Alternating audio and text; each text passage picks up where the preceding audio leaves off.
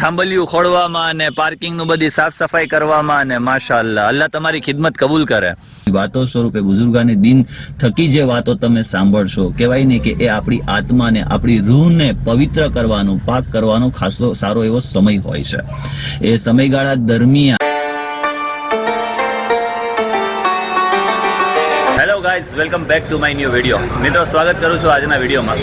આજનો વિડીયો ઇન્ફોર્મેશનનો સમજો તો ઇન્ફોર્મેશનનો અને બ્લોગ સમજો તો બ્લોગ.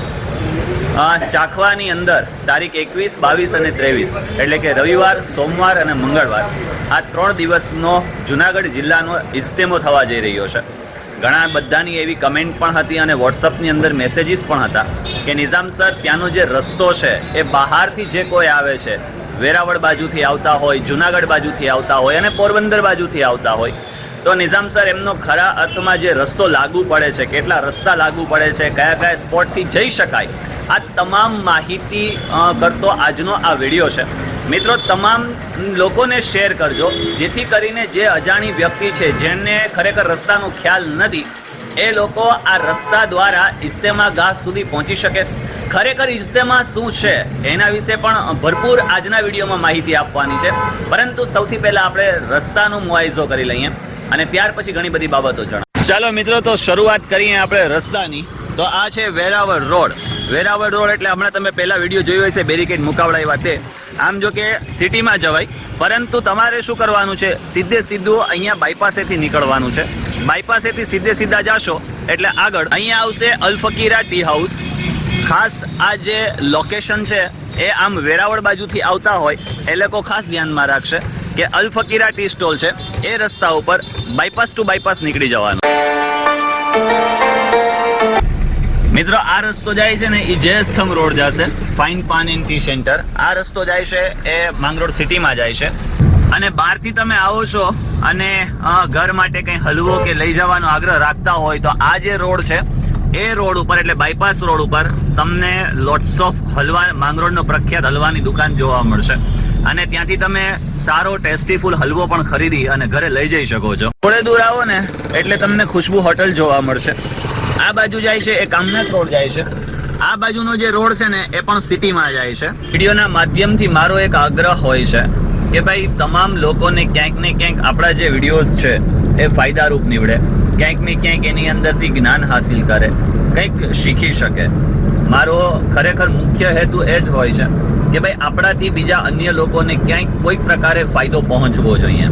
એટલે જે આપણી ચેનલની અંદર લોકો જોડાયેલા છે એ માશાઅલ્લાહ સારા એવા જેન્યુન પબ્લિક છે. આશા રાખું છું કે તમારા જેટલા પણ મિત્ર વર્તુળ, ફ્રેન્ડ સર્કલ જે કંઈ પણ છે એ તમામને વધારે ને વધારે આપણી ચેનલ થકી જોડવાનો પ્રયત્ન કરશો. લાલ બટન પર પ્રેસ કરી અને સબસ્ક્રાઇબ કરી લેશો અને બેલ બટન દબાવીને ઓલ કરી લેશો, જેથી કરીને જે કંઈ પણ વિડીયોઝ છે એ તમારા સુધી પહોંચતા રહે. મિત્રો, હવે આપણે પહોંચી ગયા કેશોદ ચોકડીએ. આ છે કેશોદ ચોકડી. ચાલો હું તમને પહેલા બતાવી દઉં. આમની બાજુ જવાય સિટીમાં, આમની બાજુ જવાશે એટલે કે કેશોદ રોડ, કેશોદ જુનાગઢ બાજુ. જુનાગઢ બાજુથી જે લોકો આવે છે એના માટે કરીને આગળ બાલાગામનો એક ફાટક પડે છે, ત્યાંથી એ ચાખવા બાજુ જઈ શકે છે.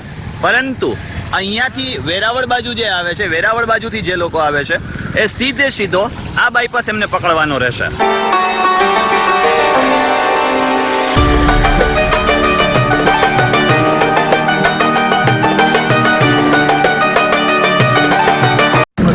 અત્યારે પહોંચી ગયા આપણે કલ્યાણધામ. આ જે છે એ કલ્યાણધામ છે, સર્વોદય સેવા સમિતિ સંચાલિત. ત્યાર પછી પહોંચ્યા રહીજ.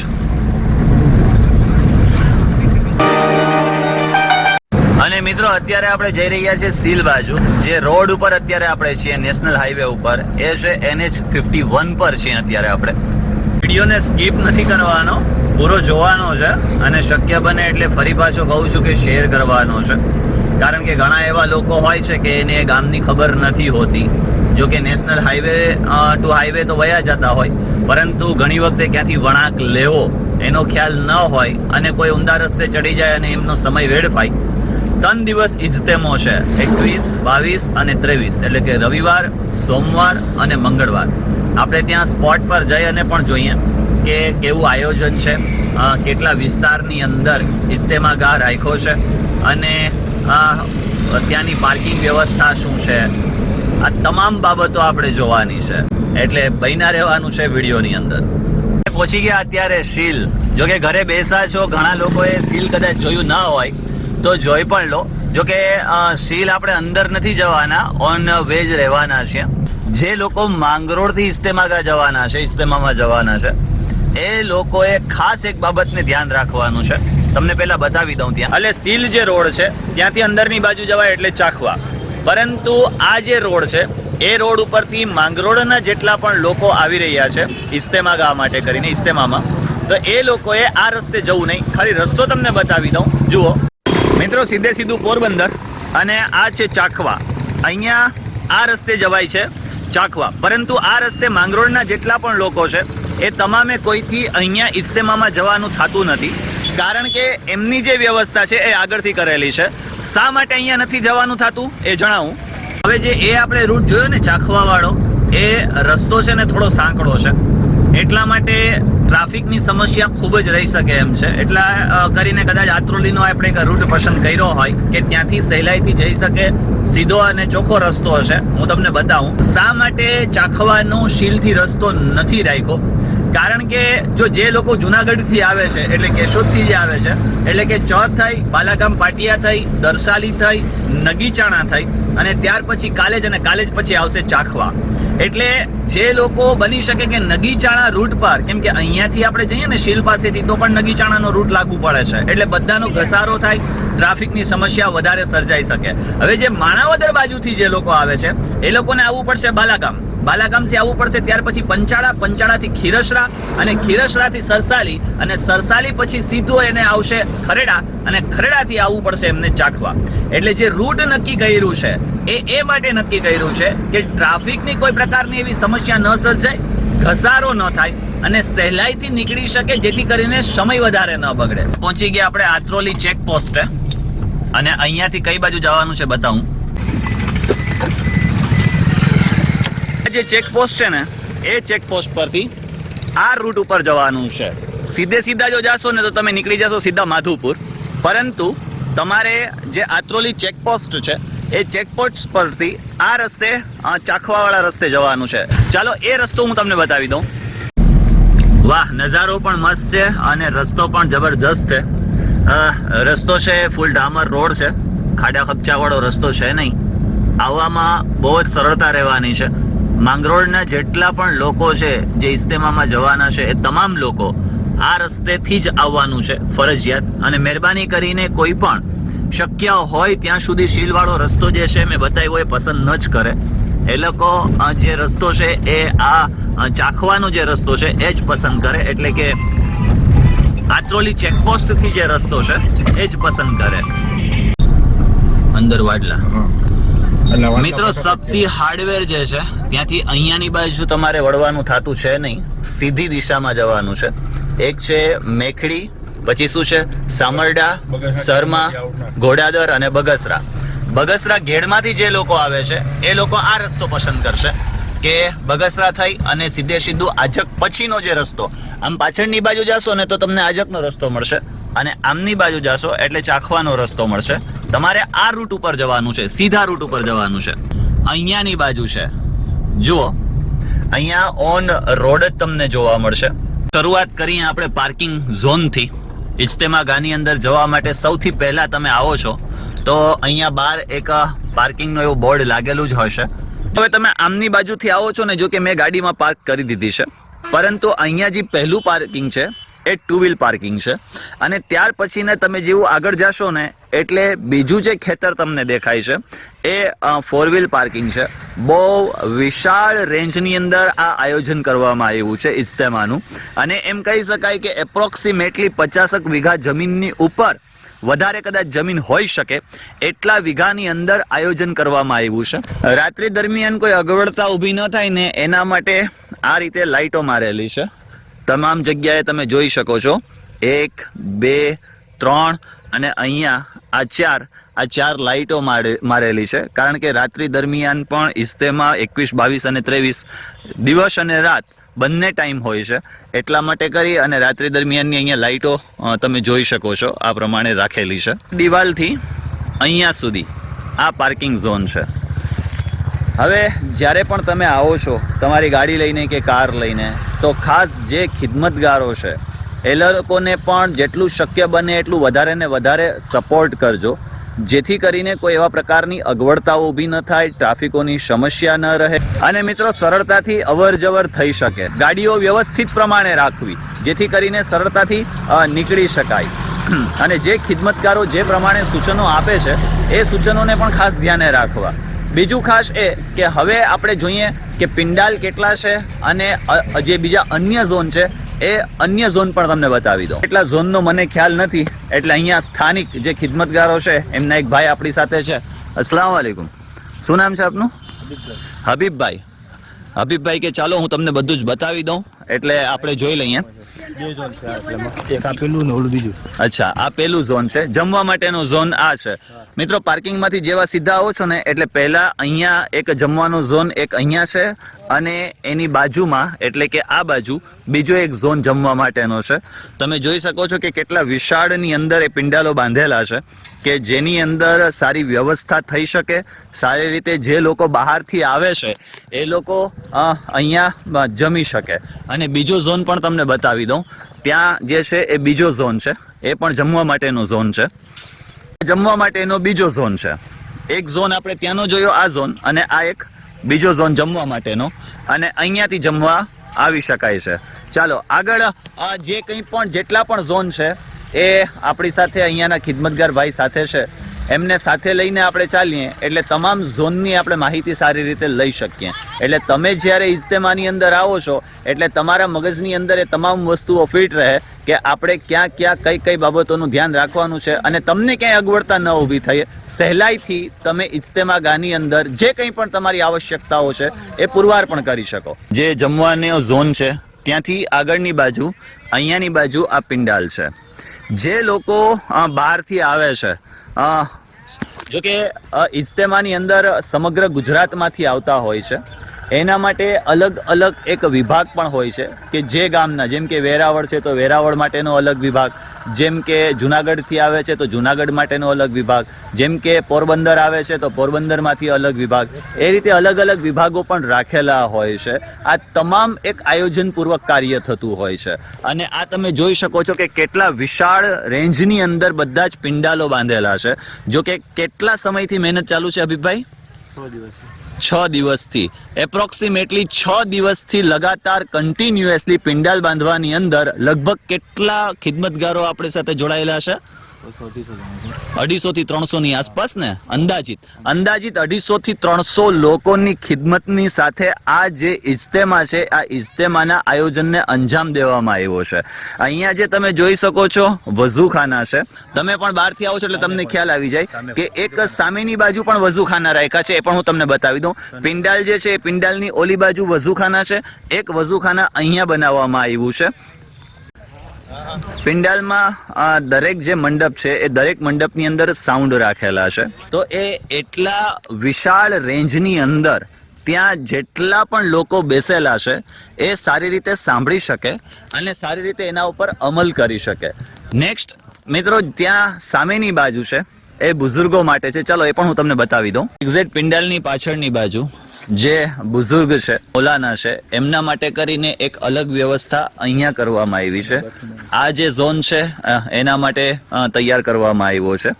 અહીંયા જે છે એ પાખાના એટલે કે પેશાબખાના અથવા ટોયલેટ બાથરૂમની વ્યવસ્થા અહીંયા કરવામાં આવી છે આ રીતે. અને પાછળની બાજુ છે એ ખિત્તાવાર જમાત માટે કરી અને આયોજન કરવામાં આવ્યું છે. મિત્રો, એક પિંડાલની પાછળની બાજુ આપણે વઝુખાનું જોયું, સેમ પિંડાલની પાછળની બાજુ એક અહીંયાની બાજુ આ રીતે ટોયલેટ બાથરૂમની વ્યવસ્થા કરી છે. અને પાછળની બાજુ એક હજુ પાર્કિંગ ઝોન છે. આપણે જ્યાં ઉભા હતા એ એક પાર્કિંગ ઝોન અને પાછળની બાજુ એક બીજો એક પાર્કિંગ ઝોન જોઈ લઈએ. અહીંયા આ પ્રમાણે અહીંયા પણ એક લાઇટિંગનો પોલ રાખેલો છે. અને બીજો પાર્કિંગ ઝોન એના માટે છે કે જે લોકો આમથી આવે છે એટલે કે જુનાગઢ થઈને આવે છે કેશોદ બાજુથી, બરાબર, એ કેશોદ બાજુથી જે લોકો આવે છે એ લોકોએ અહીંયા આ ગાડી પાર્ક કરવાની રહે છે. આ મેઇન રોડ છે એટલે કે કેશોદથી આવીએ બાલાગામ પાટિયું, બાલાગામ પાટિયાથી ચર થઈને અવાય એ રોડ મેં અગાઉ તમને કીધું એ રીતે એ રૂટ પકડવાનું. અને ત્યાર પછી અહીંયા જે છે એ પાર્કિંગ ઝોન અહીંયા રાખેલું છે. અહીંયા તમે ગાડી પાર્ક કરી અને ઇજ્તેમા ગાહ તરફ જઈ શકશો. મિત્રો ચાખવા થાય છે અહીંથી 1 કિલોમીટરની દૂરી પર. આગળની બાજુ એક ત્રીજું પાર્કિંગ છે, એટલે કે એક પાર્કિંગ તો જે માંગરોળથી આવે છે એ બાજુનું પાછળની બાજુ જોયું. એક પાર્કિંગ જે આવે છે એ ચર થઈને આવે છે, એટલે કે બાલાગામ પાટિયાથી થઈને અવાય છે. અને ત્રીજું એક જે પાર્કિંગ છે આ થર્ડ પાર્કિંગ ઝોન, એટલે ટોટલ છે ને 3 પાર્કિંગ ઝોન છે.